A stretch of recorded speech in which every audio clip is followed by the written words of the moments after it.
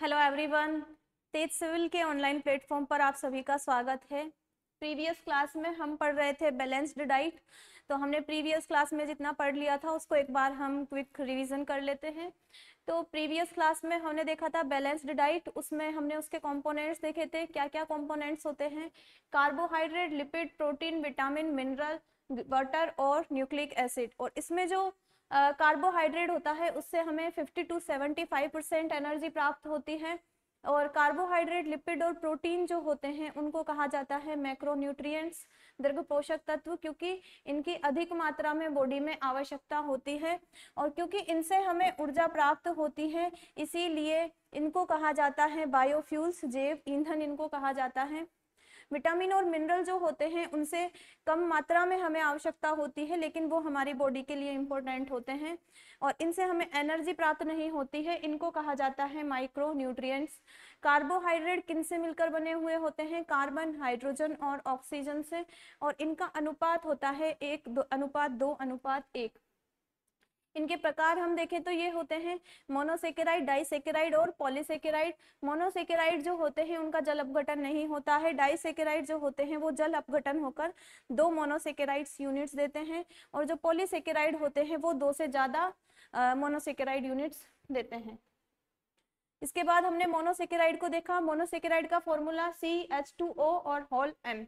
N कहाँ तक होगा? 3 to 7। और हम जब इसको N मान पुटअप करते हैं तो हमारे पास ट्रायोस, टेट्रोस, पेंटोस, हेक्सोस और आगे हमें प्राप्त होते हैं। तो ये जो ट्रायोस है उसको क्या कहा जाता है? उसको कहा जाता है ग्लिसरेल्डिहाइड। टेट्रोस इरिथ्रोज होता है और पेंटोस जो होता है उसे कहा जाता है राइबोज शुगर।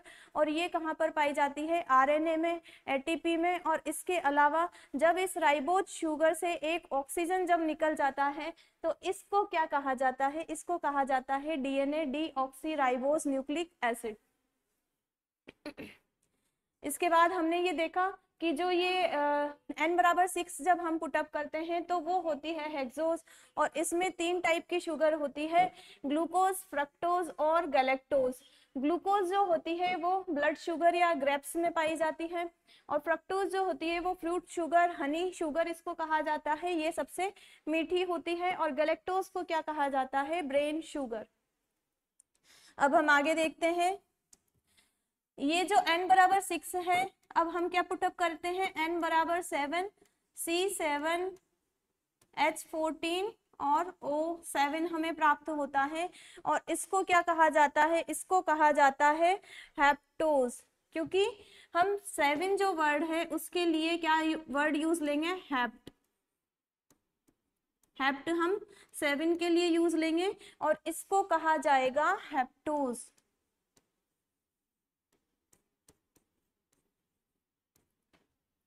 ये हमने देख लिए मोनोसेकेराइड। अब आप ये जो मोनोसेकेराइड, मैं इसका एक ये जो हमने लिखा है इसको आगे लिख लेती हूँ, C7H14O7। C7H14O7 सबसे बड़ा मॉलिक्यूल लिया हमने मोनोसेकेराइड का, सबसे बड़ी जो मोनोसेकेराइड यूनिट है वो हमने ली। अब इसमें आप देखिए, इसमें आपको कौन कौन से ग्रुप्स आपको दिख सकते हैं? तो देखिए, इसमें आपको फर्स्टली दिख सकता है CHO। अगर आप इसको डिवाइड करें, मतलब इसको आप बांटे, तो आप इसको इसमें बांट सकते हैं। एक CHO इसमें से अलग किया जा सकता है, तो एक होता है इसमें CHO ग्रुप। इसके अलावा आप कौन सा ग्रुप इसमें से अलग कर सकते हो? इसके अलावा इसकी संरचना में जब हम देखते हैं तो हम इस तरह का एक ग्रुप भी इसमें से अलग कर सकते हैं, जिसकी संरचना कुछ इस तरह की होगी। देखो, इसमें C भी है और O भी है। नेक्स्ट जो हम स्ट्रक्चर लेंगे वो है OH। OH क्या है? देखो, ये O और ये H, तो इसमें ये 3 ग्रुप प्रेजेंट हो सकते हैं। तो इनके नाम हम देख लेते हैं। ग्रुप इनमें प्रेजेंट है, वही हमको इनके नाम अगेन हमको याद करने हैं। तो इनके नाम क्या है? CHO का नाम है एल्डिहाइड। एल्डिहाइड इसे कहा जाता है। C=O का नाम क्या है? कीटोन। OH को क्या कहेंगे? इसको कहेंगे हम हाइड्रोक्सिल ग्रुप।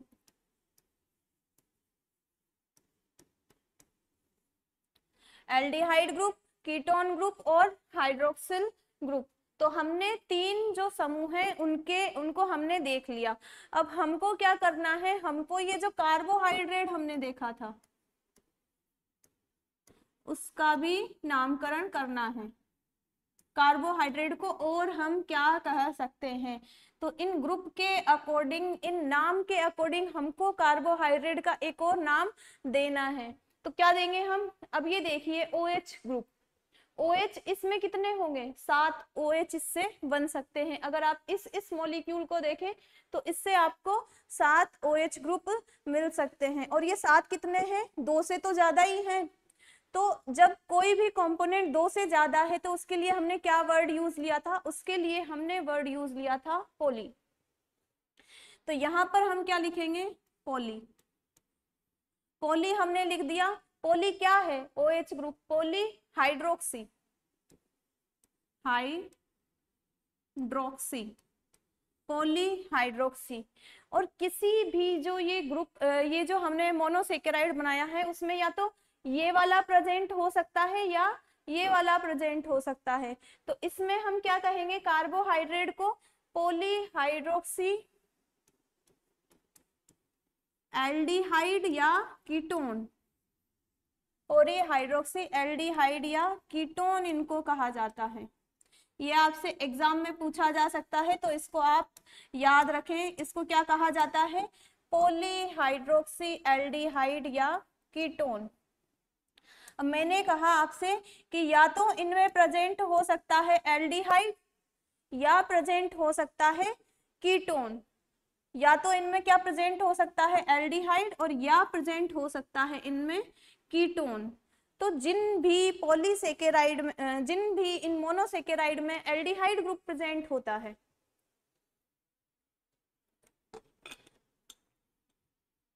कौन सा ग्रुप, एल्डिहाइड जिनमें प्रेजेंट होता है, जिन भी मोनोसेकेराइड में, उनको क्या कहा जाता है, उनको कहा जाता है एल्डोस। और जिन भी मोनोसेकेराइड में कीटोन ग्रुप प्रेजेंट होता है उनको क्या कहा जाता है, उनको कहा जाता है कीटोस।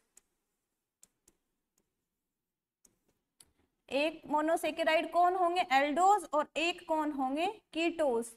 अब हमने आगे जो देखे उनमें हम देख लेते हैं कौन है एल्डोस और कौन है कीटोस। ये जो ग्लूकोज है ये होता है एल्डोस, और ये जो फ्रक्टोज है वो होता है कीटोस।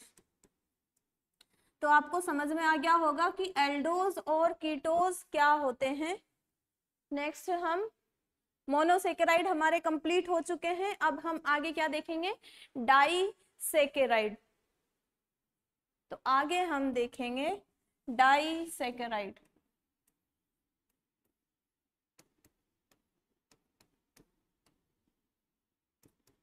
डाइसेकेराइड को हमने देख लिया है पहले कि इनसे जल अपघटित होके 2 मोनोसेकेराइड यूनिट्स बनती है। तो डाइसेकेराइड से जल अपघटित होके 2 मोनोसेकेराइड यूनिट बनेगी। अब हम क्या करते हैं, इनके एग्जाम्पल हम देख लेते हैं।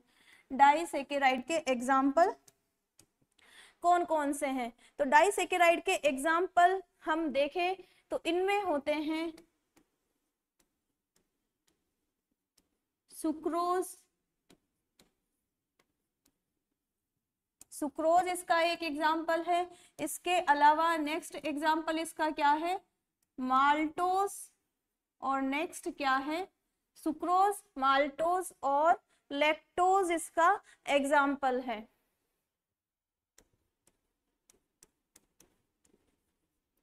डाइसेकेराइड के एग्जाम्पल क्या है, सुक्रोज, माल्टोज और लैक्टोज। इनके जो फॉर्मूला है जैसे कि हमने आगे देखे C6H12O6, तो इनका फॉर्मूला भी क्या होता है, C12H22O11। इन तीनों का भी फॉर्मूला सेम होता है, बस इनकी स्ट्रक्चर में थोड़ा बहुत डिफरेंस इसमें आ जाता है। तो ये जो सुक्रोज होती है, सुक्रोज जो है वो किस किस से मिलकर बनी हुई होगी, हमने क्या देखा था कि जो ये डाइसेकेराइड होते हैं वो मोनोसेकेराइड की 2 यूनिट्स से मिलकर बने हुए होते हैं। तो ये जो सुक्रोज है वो मोनोसेकेराइड की कौन कौन सी यूनिट से मिलकर बनी हुई होगी। तो हम सुक्रोज को देखेंगे कि ये बनी हुई होगी ग्लूकोज और फ्रक्टोज से, ग्लूकोज और फ्रक्टोज। इसके बाद ये जो माल्टोज है वो किससे मिलकर बनी हुई होगी, वो बनी हुई होगी ग्लूकोज और अगेन ग्लूकोज। ये लैक्टोज हम देखते हैं तो लैक्टोज बनी हुई होती है ग्लूकोज और गैलेक्टोज से। ये किससे बनी हुई होती है, ग्लूकोज प्लस गैलेक्टोज।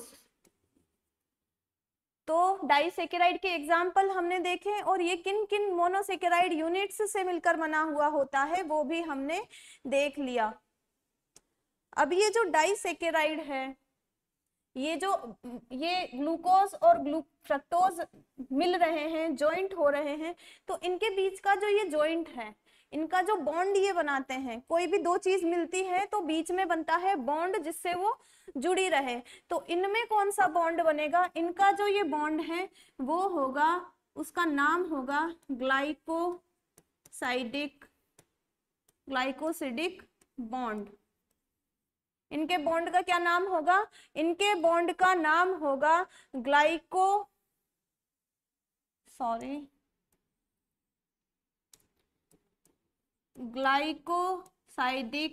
बॉन्ड।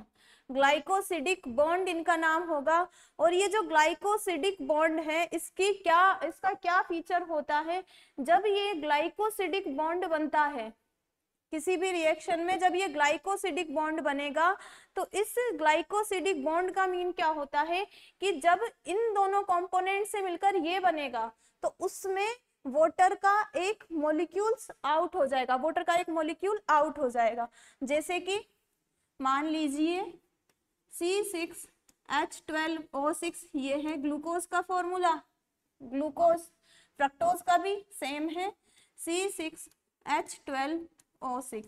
अब इनसे हमको क्या बनाना है, इनसे हमको बनाना है C12H22O11, C12H22O11।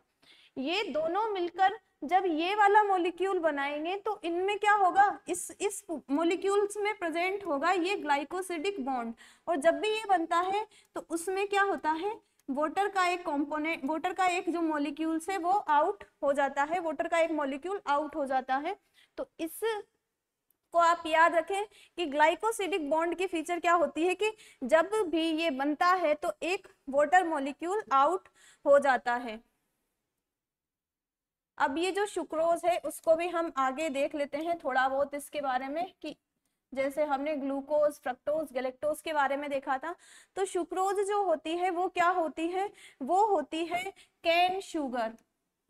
कैन शुगर ये होती है किचन शुगर ये होती है, और ये होती है टेबल शुगर। इनको क्यों बोला कैन शुगर, क्योंकि गन्ने में पाई जाती है। किचन शुगर क्यों कहा हमने, क्योंकि जो किचन में हम शुगर जो यूज लेते हैं वो कौन सी होती है, सुक्रोज। और इसके अलावा टेबल पर जो रखी हुई शुगर होती है, हम जो घरों में यूज लेते हैं टेबल पर रखी हुई होती है, उसको भी वो भी कौन सी होती है, सुक्रोज। इसके अलावा जो ये सुक्रोज है उसको क्या कहा जाता है, इन्वर्ट शुगर। इन्वर्ट शुगर इसको कहा जाता है। इन्वर्ट शुगर इसको क्यों कहा जाता है, इसको ज्यादा हमें डीप में नहीं देखना है, लेकिन इसको इन्वर्ट शुगर इसलिए कहा जाता है क्योंकि यहाँ पर है सुक्रोज और ये मिलकर बनी हुई है दो ग्लूकोज और फ्रक्टोज से। जब भी इन पर प्रकाश डाला जाएगा तो प्रकाश की जो घूर्णन की दिशा है वो इनमें दोनों में विपरीत होगी, इसीलिए इन्वर्ट मीन्स विपरीत यहाँ पर वर्ड यूज लिया गया है। तो जो सुक्रोज है उसको इन्वर्ट शुगर भी हम कहते हैं। नेक्स्ट क्या है, माल्टोज। माल्टोज को क्या कहा जाता है, माल्टोज का एक और नाम है माल्ट शुगर। माल्ट शुगर इसको क्यों कहा जाता है, क्योंकि माल्टिंग जो प्रोसेस होती है, माल्टिंग प्रोसेस जब हम अंकुरित करते हैं अनाज को तो उस प्रोसेस को क्या कहा जाता है? Malting process. तो अंकुरित जो अनाज होता है उसमें पाई जाती है माल्ट शुगर। अंकुरित अनाज में क्या पाई जाती है? Malt sugar. अब लैक्टोज को हम देखते हैं कि जो लैक्टोज जो डाइसेकेराइड है वो कहाँ पर पाया जाता है? ये जो लैक्टोज है वो पाया जाता है मिल्क में। लैक्टोज कहाँ पर पाया जाता है? मिल्क में। इसको मिल्क शुगर भी कहा जाता है। तो ये हमने देख लिए डाइसेकेराइड। अब डाइसेकेराइड के बाद हमको क्या देखना था? पॉलीसेकेराइड। तो हमारा नेक्स्ट टॉपिक क्या होगा? पॉलीसेकेराइड।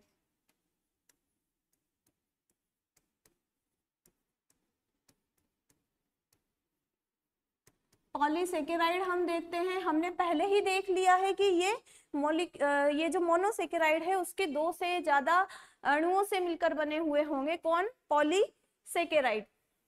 अब पॉलीसेकेराइड का हमने देख लिया कि ये बने हुए किनसे होते हैं। अब इनका हमको भी क्या देखना है? एग्जाम्पल इनके कौन कौन से हैं पॉलीसेकेराइड के। तो इसका फर्स्ट एग्जाम्पल हम ले लेते हैं स्टार्च। स्टार्च क्या होता है? स्टार्च होता है एक पॉलीसेकेराइड। अब पॉलीसेकेराइड इसको क्यों कहते हैं ये अभी आपको पता लग जाएगा कि इसमें मोनोसेकेराइड की कौन सी यूनिट जुड़कर बनी हुई होती है। तो हम क्या करते हैं? हम लेते हैं फूड। फूड में हम मेनली क्या लेते हैं? स्टार्च। फूड में मेनली हम क्या लेते हैं? स्टार्च। और फूड में बेसिकली ज्यादा डाइट किसकी ली जाती है? प्लांट बेस्ड फूड की। फूड में प्लांट बेस्ड फूड। फूड भी कौन सा है यहाँ पर? Plant based. अब जो ये प्लांट बेस्ड फूड है उसमें मेनली हम क्या लेते हैं? स्टार्च। तो स्टार्च क्या हुई? पादप जो है, प्लांट्स जो है, प्लांट्स अपना भोजन कैसे बनाते हैं? प्लांट्स बनाते हैं प्रकाश संश्लेषण की क्रिया के द्वारा। यह आपने बचपन में छोटी क्लासों में पढ़ा होगा कि प्रकाश संश्लेषण की जो क्रिया होती है, फोटोसिंथेसिस जो होता है, उसके द्वारा प्लांट्स अपना भोजन बनाते हैं। फोटोसिंथेसिस के द्वारा प्लांट्स अपना भोजन बनाते हैं। और ये जो भोजन बनाते हैं वो किस रूप में संग्रहित रहता है प्लांट्स में? ये स्टोर फूड जो ये बना रहे हैं वो प्लांट में स्टार्च के फॉर्म में संग्रहित रहता है। तो जो पादपों का संग्रहित भोजन है स्टार्च क्या है? प्लांट का स्टोरेज फूड। प्लांट का जो स्टोरेज फूड है वो है स्टार्च। तो स्टार्च को हमने देख लिया कि ये क्या है? ये पादपों का संग्रहित भोजन है स्टार्च। पॉलीसेकेराइड है तो क्या होगा? ये किसी न किसी मोनोसेकेराइड से मिलकर बना हुआ होगा। अब ये कौन कौन से मोनोसेकेराइड यूनिट है उनके द्वारा मिलकर बना हुआ होता है, तो उनको भी हमें देखना है। जो ये सुक्रोज है वो ग्लूकोज से मिलकर बना हुआ होता है। ग्लूकोज के 2 से अधिक यूनिट्स यहाँ पर होती है। ग्लूकोज की 2 से अधिक यूनिट्स यहाँ पर होती है। अब ये जो ग्लूकोज है वो मिलकर स्टार्च बना रहा है, लेकिन जो ग्लूकोज है वो किस तरह से मिलकर स्टार्च बना रहा है? ग्लूकोज यहाँ पर 2 तरह से मिलता है। जैसे कि ये ग्लूकोज क्या एक सीधी संरचना इसने बना ली, एक सीधी शाखा इसने बना ली। ये कौन सी है? एक सीधा एक चेन है, सीधी एक चेन है। फर्स्ट तो ये एक तो इस तरह से मिल सकता है, इस तरह से ही मिलके ये एक इसमें बनाएगा। और एक सेकंड ये किस टाइप से मिल सकता है? सेकंड ये मिल सकता है एक ग्लूकोज यहाँ पर है, एक यहाँ पर है, एक यहाँ पर है, ठीक है। अब आगे भी ये ब्रांच बना लेता है, एक यहाँ पर, अब एक इसने यहाँ पर बना ली, एक यहाँ पर बना ली, एक आगे इसने यहाँ पर बना ली, एक यहाँ पर ये बना लेगा। तो क्या होगा कि ये जो स्ट्रक्चर है जिसमें ग्लूकोज एक तो सीधी चेन के रूप में मिल रहा है और एक ब्रांच्ड फॉर्म में मिलेगा, ब्रांच्ड फॉर्म में एक मिलेगा। तो दो तरह से ग्लूकोज मिल रहा है, एक सीधी चेन के रूप में और एक ब्रांच्ड चेन के रूप में। तो बायो में अगेन इनको भी इन्होंने एक अलग नाम दे दिया कि ये सीधी सीधी तरह से मिल रहा है तो इसको एक अलग नाम दे दो, और ये ब्रांच के रूप में मिल रहा है इसको एक अलग नाम दे दो, ताकि जो आरएस के एस्पिरेंट्स हैं उनको याद करना पड़े। तो इसके नाम क्या है? इसका नाम है एमाइलेज। ये जो फर्स्ट संरचना है इसका नाम क्या है? एमाइलेज। हिंदी में भी इसको इसे ऐसे ही लिखेंगे, एमाइलेज। और जो ये सेकंड हमने ब्रांच्ड जो स्ट्रक्चर बनाई उसका क्या नाम है? इसका नाम है एमाइलोपेक्टिन।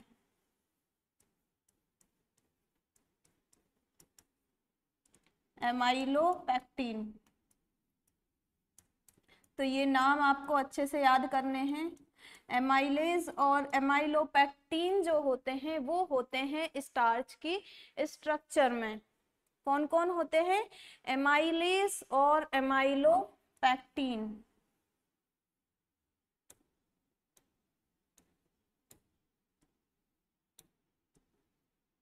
एमाइलेज और एमाइलोपेक्टिन से मिलकर बना हुआ होता है स्टार्च। अब हम क्या देखेंगे? हमने एक एग्जाम्पल देख लिया पॉलीसेकेराइड का, अब हमको दूसरा एग्जाम्पल देखना है। और वो दूसरा एग्जाम्पल क्या है? गैस कीजिए, क्या मैं बताऊंगी। हमने प्लांट का जो स्टोरेज फूड है वो देख लिया कि वो होता है स्टार्च। अब हमको क्या देखना है? एनिमल का स्टोरेज फूड। एनिमल का, एनिमल भी तो किसी न किसी रूप में अपना जो भी भोजन लेता है उसको स्टोर करके रखता होगा। तो एनिमल जिस फॉर्म में स्टोर करता है,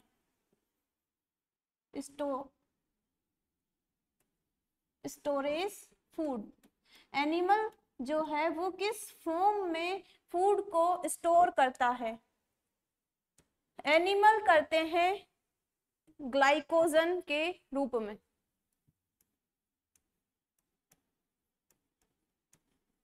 एनिमल का जो स्टोरेज फूड है वो क्या है? वो है ग्लाइकोजन। तो सेकेंड पॉलीसेकेराइड हमारी कौन सी आ गई? ग्लाइकोजन। अब ग्लाइकोजन कैसे स्टोरेज करता है, कहाँ पर स्टोरेज करता है, तो ये भी हम थोड़ा थोड़ा देख लेते हैं। तो ये जो ग्लाइकोजन है, हमने क्या देखा था? हमने देखा था लीवर। लीवर हमने देखा था जब हम पढ़ते हैं डाइजेस्टिव सिस्टम। डाइजेस्टिव सिस्टम में एक ऑर्गन है लीवर, यकृत। अगर डाइजेस्टिव सिस्टम ना भी पढ़ा हो तो लीवर एक ऑर्गन है, लीवर एक ग्लैंड है। तो लीवर या यकृत, इसमें क्या होता है? जब भी हम भोजन लेते हैं तो वो लास्ट में हम किस में कन्वर्ट करते हैं? ग्लूकोज में। किस में कन्वर्ट कर लिया जाता है? ग्लूकोज में।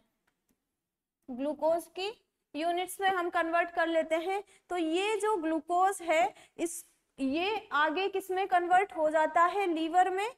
लीवर में जाकर ये कन्वर्ट हो जाता है ग्लाइकोजन में। तो हमारा जो स्टोरेज फूड है वो लीवर में जाकर ग्लाइकोजन में कन्वर्ट हो जाता है। और इसके अलावा ये ग्लाइकोजन मसल्स में भी पाया जाता है। कहाँ पर? मसल्स में।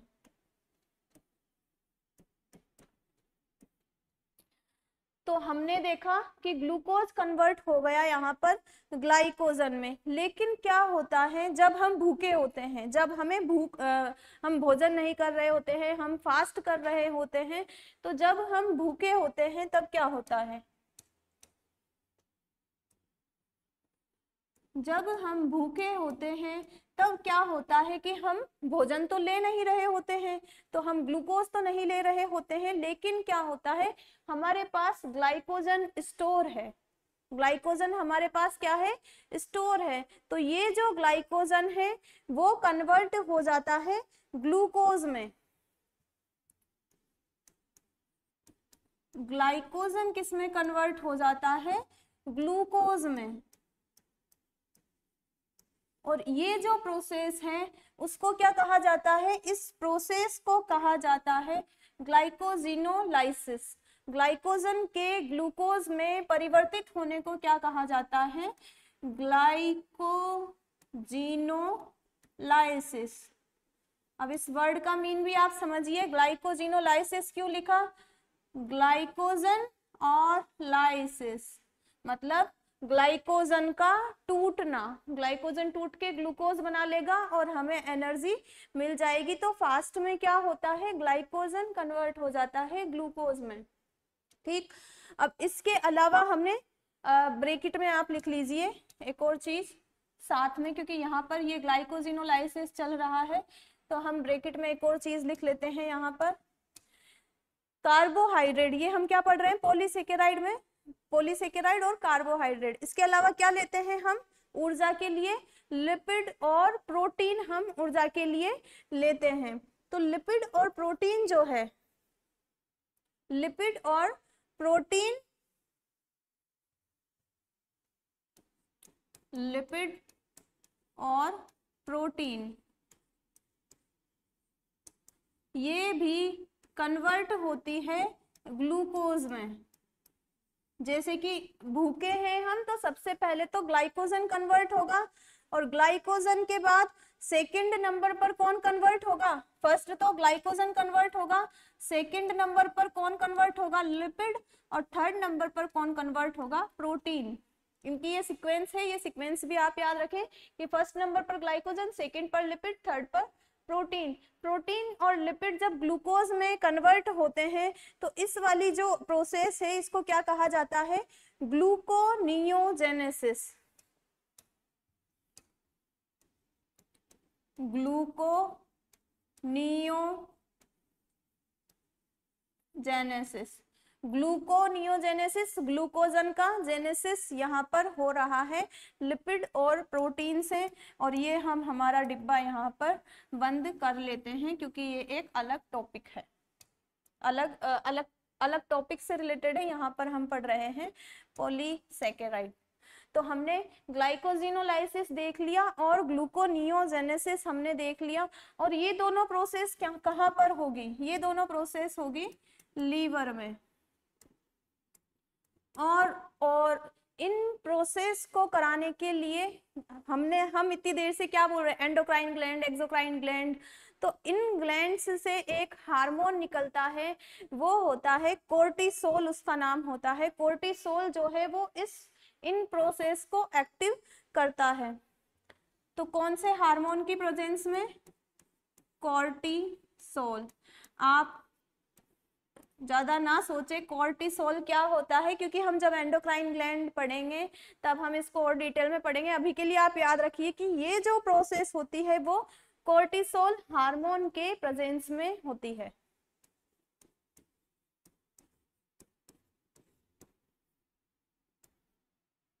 कोर्टिसोल हार्मोन के द्वारा।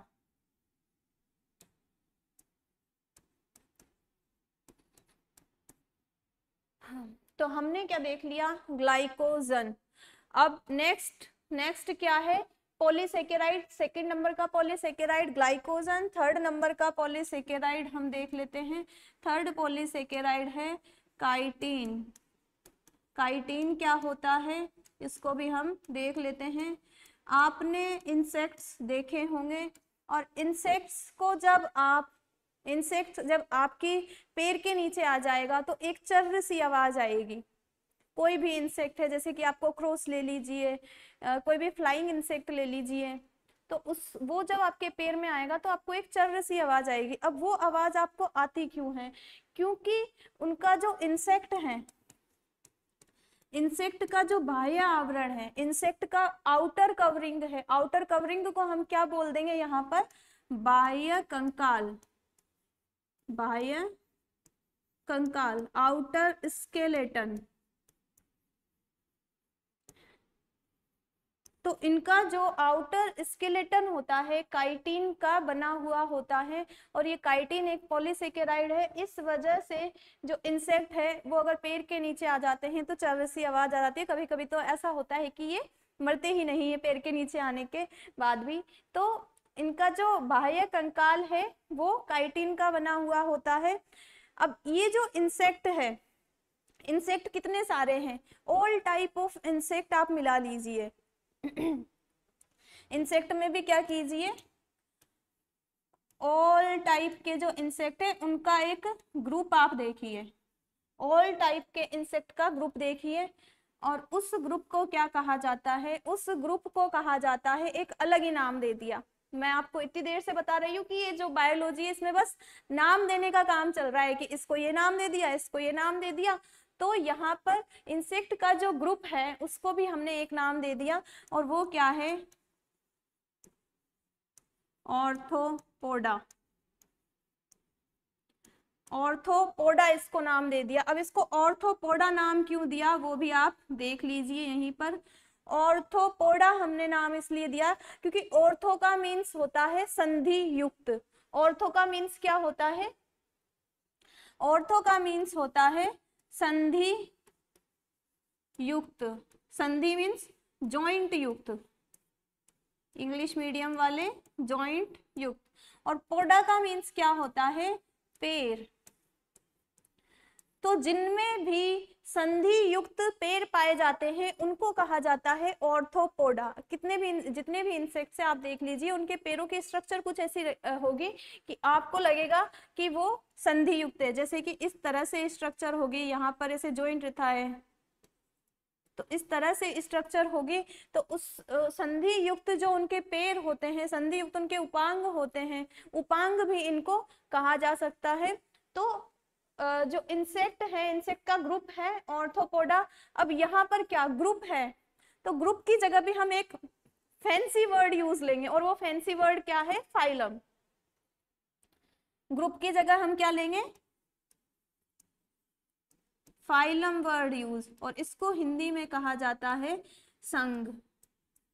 तो ऑर्थोपोडा के जो इंसेक्ट्स होते हैं उनका जो बाह्य आवरण है वो बना हुआ होता है काइटिन का। आउटर स्केलेटन उनका काइटिन का बना हुआ होता है। और ये जो ऑर्थोपोडा संघ है वो क्या है, ये पूरा जो एनिमल किंगडम है, पूरा जो जंतु समूह है, कितने जितने भी जंतु पाए जाते हैं पूरे वर्ल्ड में, एनिमल किंगडम का लार्जेस्ट ग्रुप है। ऑर्थोपोडा क्या है, एनिमल किंगडम का लार्जेस्ट ग्रुप है।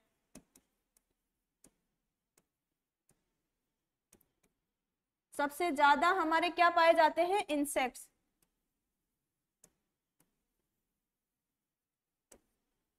ये भी आप याद रखें। तो हमने तीन जो है पॉलीसेकेराइड उनको देख लिया है। अब हम नेक्स्ट पॉलीसेकेराइड की ओर मूव करते हैं। नेक्स्ट पॉलीसेकेराइड है हिपेरीन। तीन देख लिए हमने, फोर्थ नंबर पर क्या है, हिपेरीन। अब ये हिपेरीन क्या होता है, ब्लड जो होता है, ब्लड को जमने से रोकने का काम कौन करता है, हिपेरीन। हिपेरीन ब्लड को जमने से रोकने का काम करता है। ये क्या होता है, और जो ब्लड को जमने से रोकने का काम करते हैं, जमते हैं तो उसको तो हम बोलते हैं कोएगुलेशन इंग्लिश में, और जमने से रोकने का काम कर रहा है तो एंटी कोएगुलेंट। तो हिपेरीन क्या होता है, हिपेरीन एक नेचुरल एंटीकोएगुलेंट होता है।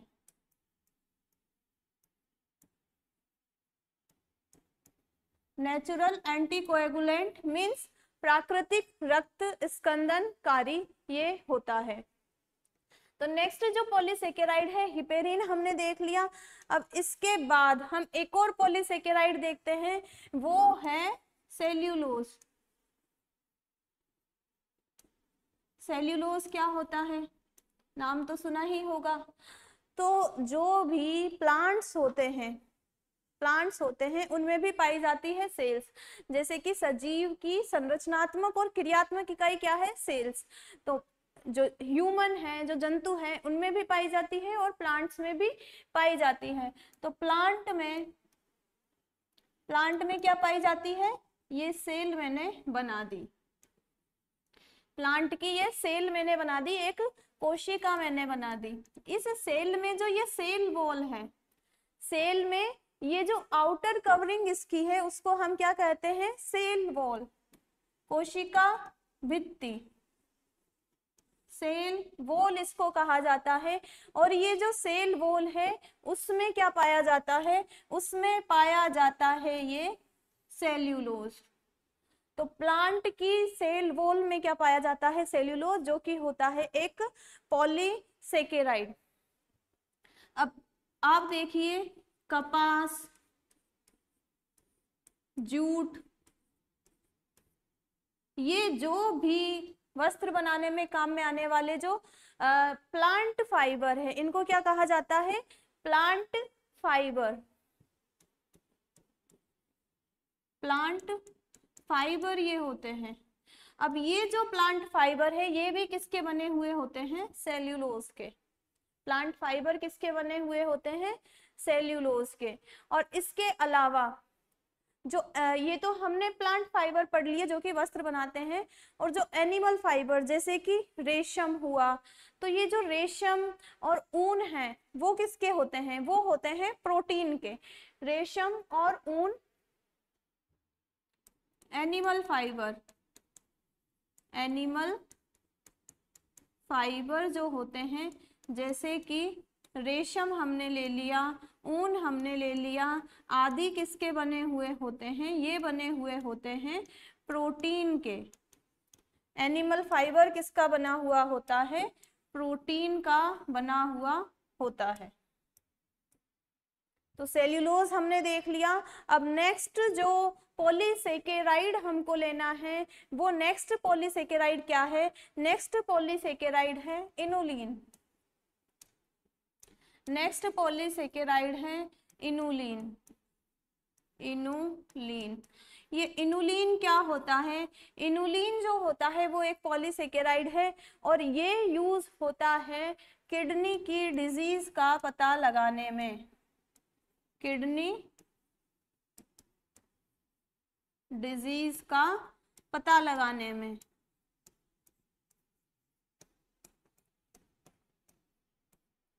किडनी क्या होती है, हिंदी में इसको कहा जाता है वृक्क। हिंदी में इसको क्या कहा जाता है, वृक्क इसको कहा जाता है। तो इनुलिन भी एक पॉलीसेकेराइड होता है और इसका यूज किडनी की डिजीज को पता लगाने के लिए लिया जाता है।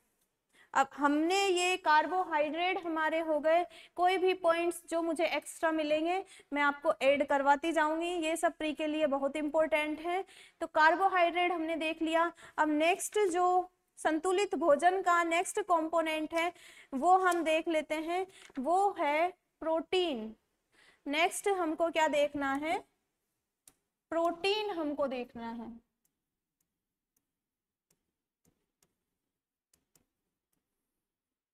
प्रोटीन का नाम किसने दिया था, प्रोटीन शब्द किसने दिया था, ये दिए थे बर्जीलियस और मूल्डर ने। बर्जीलियस, ये प्री में पूछे जा सकते हैं आपसे। बर्जीलियस व मूल्डर ने दिए थे, प्रोटीन शब्द इन्होंने दिया था। बर्जीलियस और मूल्डर ने दिया था प्रोटीन शब्द। अब इसमें नेक्स्ट हम क्या देखते हैं, प्रोटीन जो होते हैं उनमें भी जैसे कि कार्बोहाइड्रेट बना हुआ होता था CH और O से। कार्बोहाइड्रेट किससे बना था, CH और O से। इसी प्रकार जो प्रोटीन है वो किससे बना है, CHO से। और इसके अलावा इन तीनों कंपोनेंट्स के अलावा इसमें एक और जो तत्व है, सॉरी कंपोनेंट्स नहीं, तत्व CHO के अलावा यहाँ पर एक और तत्व पाया जाता है, और वो कौन सा है, नाइट्रोजन। नाइट्रोजन यहाँ पर एक्स्ट्रा पाया जाता है। तो प्रोटीन में हमने क्या देखा कि ये CH और O और N से मिलकर बना हुआ होता है।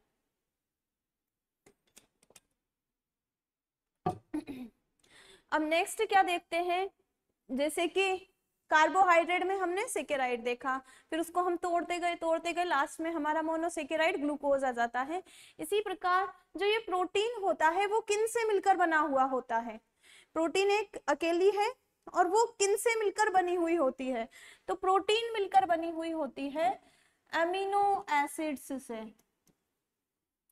एमिनो एसिड से प्रोटीन मिलकर बनी हुई होती है एमिनो एसिड्स से। और ये जो एमिनो एसिड्स है ये मिलकर प्रोटीन बनाते हैं। तो देखिए ये एमिनो एसिड, फिर ये मिलकर दूसरे अमीनो एसिड से जुड़ गया, ये दूसरे अमीनो एसिड से जुड़ गया और हमारा क्या बन गया, प्रोटीन हमारा बन गया।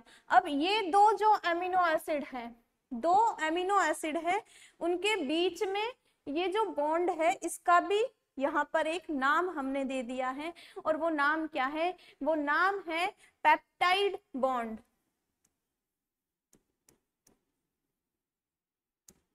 पेप्टाइड बॉन्ड हमने इसको नाम दे दिया है। तो अमीनो एसिड के बीच में जो बॉन्ड है उसका नाम क्या है, उसका नाम है पेप्टाइड बॉन्ड। और अमीनो एसिड जो है वो कितने टाइप के हैं, अमीनो एसिड लगभग 300 प्रकार के होते हैं। उनमें से इन 300 प्रकार में से लगभग 300 प्रकार के हैं ऑल ओवर सब जगह, लेकिन जो प्रोटीन बनाने में यूज में आते हैं वो कितने हैं, इन 300 में से जो प्रोटीन बनाने में यूज आते हैं, प्रोटीन कौन बनाता है, कितने बनाते हैं, तो प्रोटीन बनाने में जो यूज आते हैं वो ओनली होते हैं 20 अमीनो एसिड्स ही प्रोटीन बनाने में यूज होते हैं। अब इन 20 अमीनो एसिड्स में भी हम देखते हैं कि 20 अमीनो एसिड्स में भी इनको भी हम 2 पार्ट में डिवाइड कर देते हैं। ये जो 20 अमीनो एसिड है इनको भी 2 पार्ट में हमने डिवाइड कर दिया। ठीक, 2 पार्ट में क्यों डिवाइड कर दिया, इनको हम 10 और 10 के पार्ट में डिवाइड कर देते हैं, क्योंकि कुछ अमीनो एसिड ऐसे होते हैं जो कि हमारी बॉडी खुद ही प्रोड्यूस कर लेती है। कुछ अमीनो एसिड क्या होते हैं, कुछ अमीनो एसिड हमारी बॉडी बना लेती है, ह्यूमन बॉडी बना लेती है। और वो कितने होते हैं, ये होते हैं, इनकी संख्या होती है 10। कुछ अमीनो एसिड बॉडी खुद ही बना लेती है और उनकी संख्या कितनी होती है, 10। अब यहाँ पर ये बॉडी खुद ही इनको बना रही होती है, तो इनको क्या हमें बाहर से लेने की आवश्यकता है, बाहर से लेने की आवश्यकता हमको नहीं है। इसीलिए इनको क्या कहा जाता है, अनावश्यक अमीनो एसिड, क्योंकि हमें फूड से इनको बाहर से नहीं लेना है।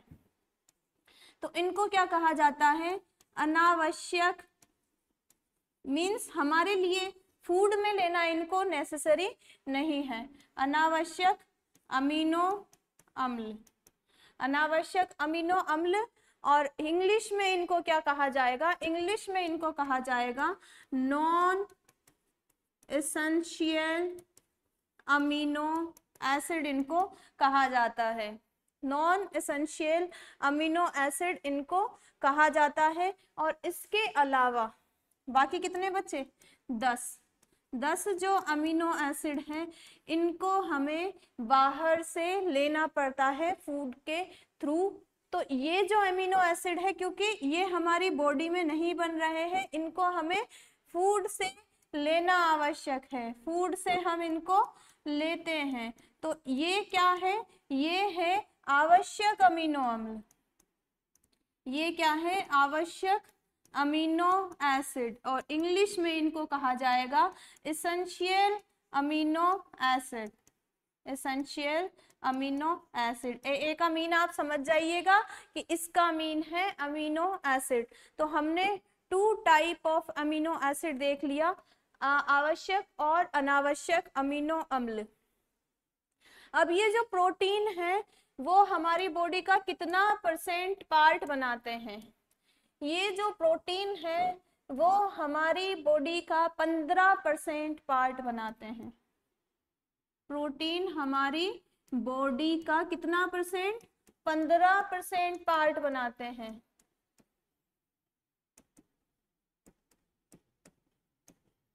और इनमें भी प्रोटीन हमारी बॉडी में सबसे ज्यादा कौन सा पाया जाता है?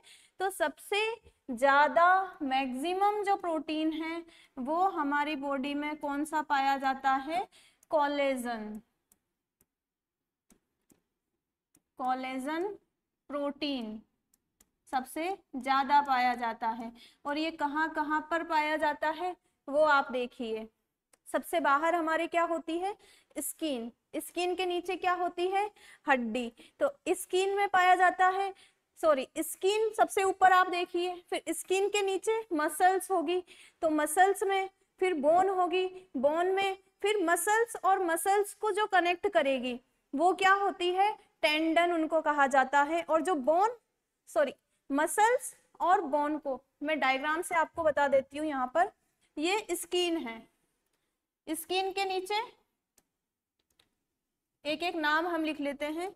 स्किन में पाया जाएगा, फिर स्किन के नीचे क्या होगी? स्किन के नीचे हम बना देते हैं मसल। स्किन के नीचे हमने क्या बना दी? ये मसल, मसल में पाया जाएगा। फिर इसके नीचे हम क्या बना देते हैं? इसके नीचे हम बना देते हैं ये बोन, तो ये बोन में भी पाया जाएगा। अब क्या है?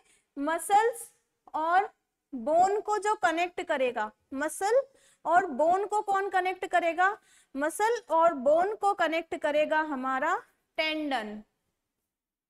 तो उसको हम एक अलग कलर से दिखा देते हैं। ये मसल और बोन को जो कनेक्ट कर रहा है, मसल और बोन को जो कनेक्ट कर रहा है वो कौन है? उसका नाम है टेंडन। मसल और बोन को जो कनेक्ट करता है वो है टेंडन। तो टेंडन में भी कोलेजन प्रोटीन पाई जाती है।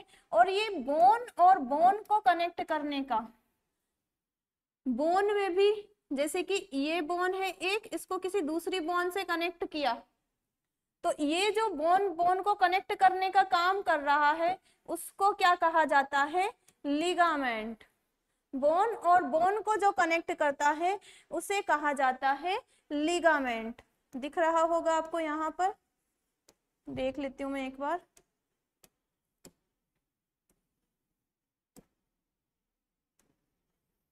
लिगामेंट दिख रहा है? हाँ दिख रहा है।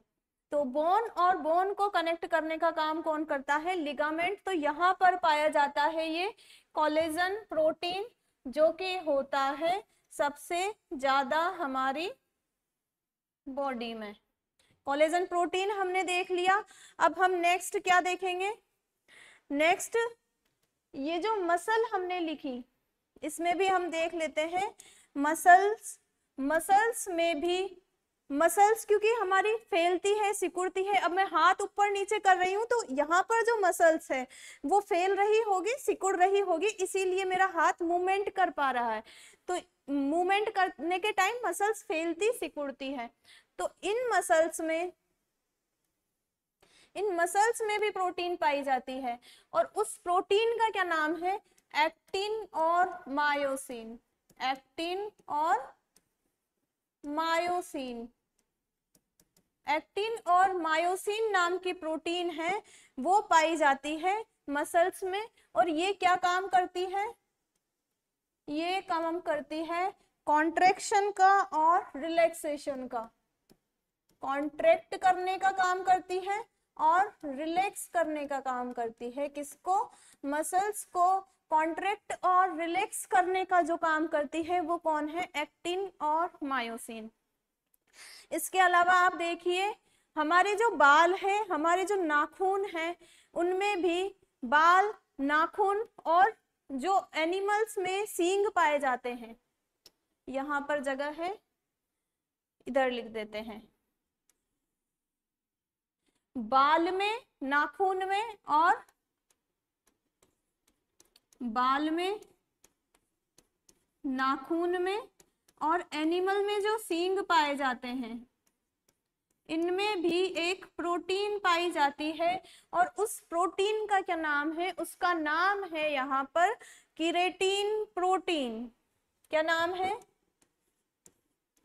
कीरेटिन प्रोटीन। ये भी इंपॉर्टेंट है, आप इसको भी याद रखें। बाल, नाखून और सींग में पाई जाती है केराटिन प्रोटीन। अब हमने क्या देखा, हमारे हो गए प्रोटीन जो हमने देखनी थी। अब हमने 10 आवश्यक और 10 अनावश्यक अमीनो एसिड देखे। अब 2 अमीनो एसिड ऐसे हैं जो कि आवश्यक और अनावश्यक दोनों की कैटेगरी में आ जाते हैं, क्योंकि उनका बॉडी कुछ मात्रा में संश्लेषण कर लेती है, लेकिन हमको जरूरत पड़ने पर उनको बाहर से लेने की आवश्यकता हो जाती है। तो वो जो अमीनो एसिड है उनको क्या कहा जाता है, उसको कहा जाता है semi essential amino acid. Semi essential amino acid. और ये कौन होता है, ये 2 होते हैं, आर्जिनिन और हिस्टिडीन। आर्जिनिन और हिस्टिडीन। तो ये भी हमने यहीं पर देख लिया।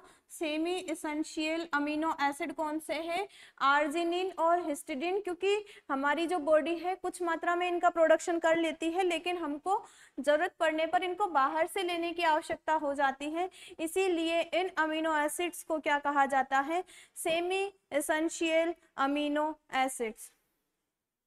प्रोटीन हमने देख लिया। अब हम डिजीज भी देख रहे थे साथ में, तो यहाँ पर प्रोटीन की कमी से जो डिजीज होती है हमें, वो भी हम यहीं पर देख लेते हैं। तो कोई भी चाइल्ड है, चाइल्ड में अगर प्रोटीन की कमी हो जाती है, चाइल्ड में अगर प्रोटीन की हो जाती है कमी, तो उसमें भी हो जाते हैं डिजीज। अब उन डिजीज का क्या नाम है, उन डिजीज का नाम है क्वाशियाकोर और मेरेस्मस। क्वाशियोरकोर और मेरेस्मस। तो हम यहाँ पर एक क्वाशियोरकोर, क्वाशियोरकोर,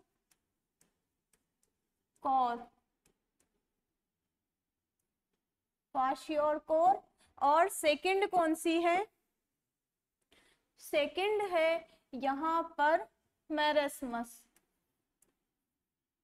ये आपसे प्री में पूछा जा सकता है, याद रखें, मेरेस्मस। क्वाशियोरकोर और मेरेस्मस, इसमें क्या होता है, इन डिजीज के क्या सिम्टम्स होते हैं और किस कब ये डिजीज होती है। तो जो ये क्वाशियोरकोर है, जब हमारी चाइल्ड है, चाइल्ड में भी एक एज होती है पर्टिकुलर, तब ये दोनों डिजीज होती है। तो 6th मंथ से लेकर, अगर कोई भी चाइल्ड, हम इनमें डिफरेंस लिख रहे हैं, कोई भी चाइल्ड अगर 6 मंथ से लेकर अगर 5 ईयर का है, तो उसमें क्वाशियोरकोर होने का टाइम पीरियड होता है 6 मंथ टू 5 ईयर, तब ये हो सकती है। और मेरेस्मस ये कब होती है, ये होती है 6 month to 1 year. 6 month to 1 year. अब इनमें क्या होता है वो हम देखते हैं। क्वाशियोरकोर में तो क्या होता है, क्वाशियोरकोर में ओनली और ओनली प्रोटीन की कमी होती है। जब बच्चे में प्रोटीन की कमी हो जाएगी, इसमें क्या होता है, केवल प्रोटीन की कमी होती है। तो प्रोटीन की कमी होती है केवल और केवल तब तो होती है हमारे क्वाशियोरकोर।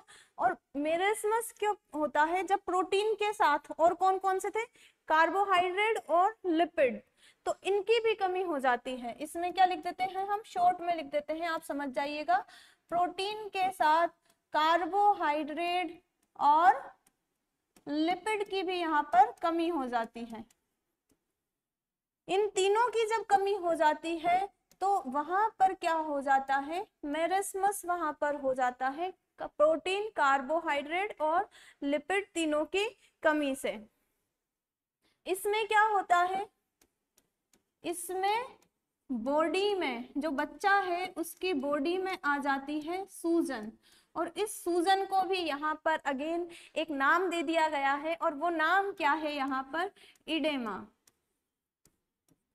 तो बॉडी में सूजन आ जाती है और उसको क्या कहा जाता है, इडेमा। और इसमें क्या होता है, जो बच्चे का पेट है वो आगे की ओर निकला हुआ रहता है, बेली जो है वो आगे की ओर निकली हुई रहती है, और इसको भी हमने एक नाम दे दिया है, इसको भी हमने नाम दिया है यहाँ पर पोर्ट बेली।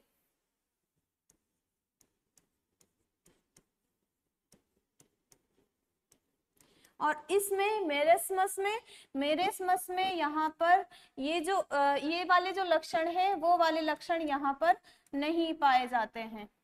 मेरेस्मस में इस तरह के लक्षण नहीं पाए जाएंगे। मेरेस्मस में क्या होता है, इसमें सूजा है तो इसमें बिल्कुल कंकाल जैसा रहेगा, बिल्कुल कंकाल दिखता रहेगा यहाँ पर, मतलब बिल्कुल ही पतला सा, जिसका मुंह भी चपटा होगा, और आते मतलब जो पसलियां हैं वो नजर आएगी। तो पसलियां यहाँ पर दिखती रहती है, यहाँ पर मैं समझने के लिए लिख देती हूँ, पसलियां दिखती रहती है। मीन्स आपको तो यही लिखना है कि ये वाली चीजें इसमें नहीं पाई जाती हैं। अब नेक्स्ट क्या है, नेक्स्ट क्या है, ये जो इसमें जो लीवर है, इन वाले चाइल्ड्स का जो लीवर है वहां पर क्या होगा, वहां पर फैट डिपॉजिट हो जाएगा, वसा का जमाव हो जाएगा, वहां पर वसा का जमाव हो जाएगा, और इनका लीवर क्या हो जाएगा, फैटी लीवर हो जाएगा। इनका लीवर फैटी लीवर हो जाएगा और बड़ा दिखेगा, लीवर में फैट का डिपोजिशन हो जाएगा और लीवर बड़ा दिखेगा। लेकिन यहाँ पर ऐसा कुछ भी नहीं पाया जाता है। तो ये हमने इनके डिफरेंस देख लिए, क्वाशियोरकोर और मेरेस्मस जो कि चाइल्ड में होता है प्रोटीन की कमी की वजह से। तो ये हमने डिजीज देख ली। अब हम नेक्स्ट क्या देखते हैं, नेक्स्ट हम इनके टाइप्स देख लेते हैं कि ये जो प्रोटीन है उनके टाइप्स कौन कौन से होते हैं। तो सिंपल प्रोटीन के टाइप कौन कौन से होते हैं, 2 टाइप ऑफ प्रोटीन यहाँ पर पाई जाती है। 2 टाइप में कौन कौन सी होगी, सिंपल और कॉम्प्लेक्स प्रोटीन। फर्स्ट कौन सी होगी, सिंपल, और सेकंड कौन सी होगी यहाँ पर, सेकंड होगी यहाँ पर कॉम्प्लेक्स। कॉम्प्लेक्स या कॉन्जुगेटेड।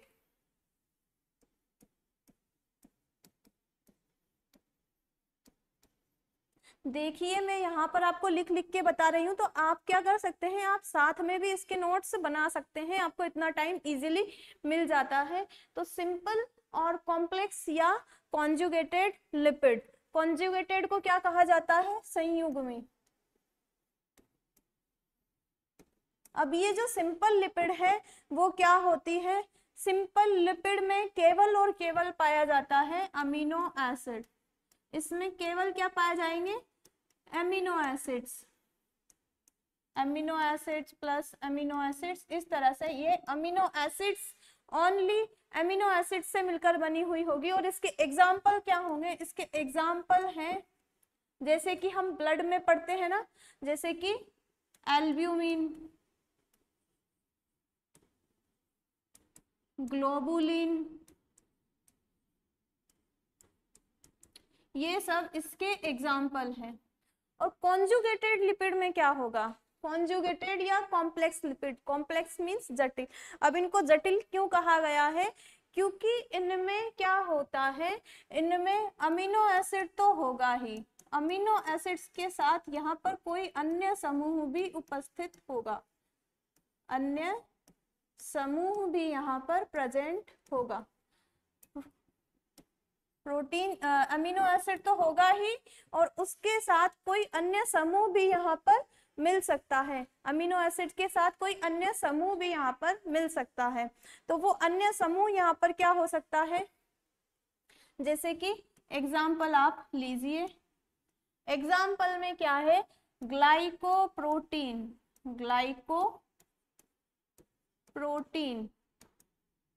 ग्लाइकोप्रोटीन फर्स्ट एग्जाम्पल हमने ये ले लिया। अब सेकंड जो एग्जाम्पल है वो भी हम ले लेते हैं। सेकंड एग्जाम्पल क्या है? हीमोग्लोबिन। हीमोग्लोबिन है सेकंड एग्जाम्पल। तो आप देखिए यहाँ पर आपको देखने पर पता लगेगा ग्लाइको और प्रोटीन दो अलग अलग कंपोनेंट से मिलकर बना है, दो अलग अलग जो पदार्थ है उनसे मिलकर बना है। ग्लाइको अलग है और प्रोटीन अलग है। इधर भी हीम ग्रुप अलग है और ग्लोबिन प्रोटीन अलग है। ग्लोबिन क्या है? ग्लोबिन है एक प्रोटीन। ग्लोबिन क्या है? एक प्रोटीन है। तो ग्लाइकोप्रोटीन और हीमोग्लोबिन ये दोनों क्या है? कॉम्प्लेक्स या कॉन्जुगेटेड लिपिड के एग्जाम्पल्स हैं ये, ग्लाइकोप्रोटीन और हीमोग्लोबिन। अब हम एक और चीज देखते हैं। हम देखते हैं जो ये प्रोटीन है उनकी स्ट्रक्चर, प्रोटीन की स्ट्रक्चर कैसी होती है या फिर उनकी स्ट्रक्चर को कहा क्या जाता है। प्रोटीन क्या होती है? इसकी चार तरह की स्ट्रक्चर, मतलब ये प्रोटीन जब बनता है तो सबसे पहले प्राइमरी स्ट्रक्चर, फिर सेकेंडरी, फिर टर्शरी, फिर टर्शरी के बाद फोर्थ क्वार्टरनरी। तो यहाँ पर हम क्या दिखेंगे? कोई भी प्रोटीन जब बनता है सबसे पहले प्राइमरी, फिर सेकेंडरी, फिर टर्शरी। तो ये आपके लिए सिंपल है, इजी है, याद करना भी आपके लिए इजी है। तो हम लिख देते हैं यहाँ पर प्राइमरी, फिर प्राइमरी से आ जाता है सेकेंडरी, फिर सेकेंडरी से आ जाता है टर्शरी, टर्शरी के बाद आ जाता है क्वार्टरनरी।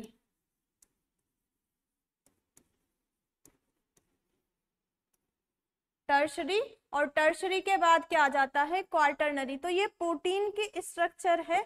सबसे पहले प्राइमरी स्ट्रक्चर बनेगी, फिर सेकेंडरी, एक ही प्रोटीन की सबसे पहले प्राइमरी स्ट्रक्चर में होगा, फिर सेकेंडरी, फिर टर्शरी, फिर क्वार्टरनरी।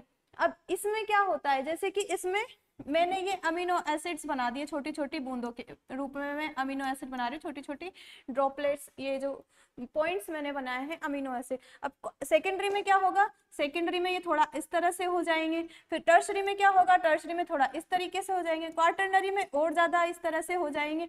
तो इस तरह से जो इनकी संरचना पाई जाती है, ये आपको बनाना नहीं है कहीं पे, ये जस्ट आपको समझाने के लिए है कि इनकी जो स्ट्रक्चर है वो जटिल होती जाती है, और वो जटिल होती जाती है वो प्राइमरी से सेकेंडरी, फिर टर्शरी, फिर क्वार्टरनरी, इस तरह से इनकी स्ट्रक्चर होती जाती है। अब जो हीमोग्लोबिन होता है, ये हम हीमोग्लोबिन जो है वो कौन से स्ट्रक्चर है? हीमोग्लोबिन है क्वार्टरनरी स्ट्रक्चर। ये जो क्वार्टरनरी स्ट्रक्चर है वो कौन सी है? हीमोग्लोबिन है, वो क्वार्टरनरी स्ट्रक्चर है। अब नेक्स्ट हम क्या देखेंगे? नेक्स्ट प्रोटीन का ही हम देखेंगे। जो ये प्रोटीन है, ये प्रोटीन मैंने यहाँ पर लिखा प्रोटीन। अब इस पर हम क्या करते हैं? इस पर हम टेम्परेचर, ताप लगाते हैं, अधिक ताप इस पर लगाते हैं। प्रोटीन को हम अधिक ताप में रखते हैं, या फिर क्या करते हैं?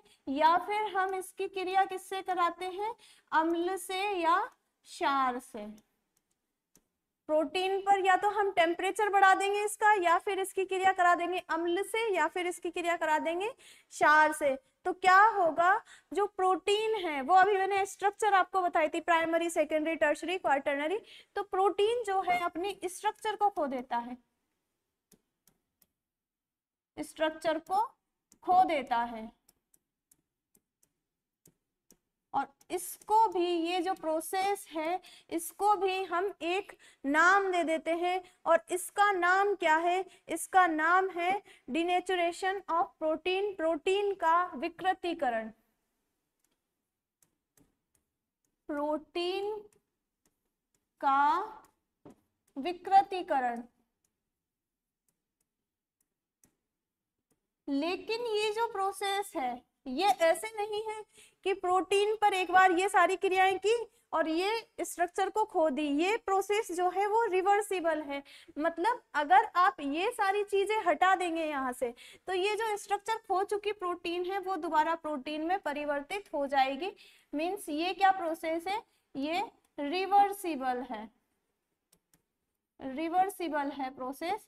अगर ये जो सारी चीजें हैं वो यहाँ पर नहीं होगी, कौन नहीं होगा, ये टेम्परेचर नहीं होगा, अम्ल नहीं होगा, क्षार यहाँ पर नहीं होगा, तो ये जो स्ट्रक्चर चेंज हुई थी प्रोटीन की वो अगेन किस में चेंज हो जाएगी, प्रोटीन में चेंज हो जाएगी, क्योंकि ये जो प्रोसेस है वो कैसी है, रिवर्सिबल।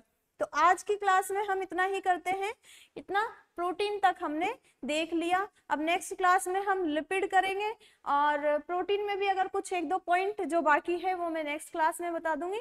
तो आज की क्लास में इतना ही, थैंक यू।